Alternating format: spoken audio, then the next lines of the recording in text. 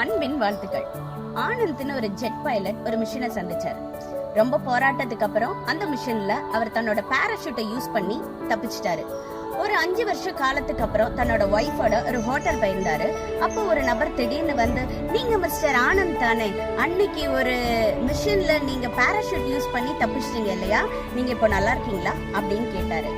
இந்த ஆனந்துக்கு இது ஒண்ணுமே புரியல. எப்படி சார் உங்களுக்கு இது தெரியும் அப்படின்னு கேட்டதுக்கு, அன்னைக்கு உங்க ஜெட்ல அந்த பாராஷூட்டை பேக் பண்ணது நான் தான் சார் அப்படின்னு சொன்னாரு.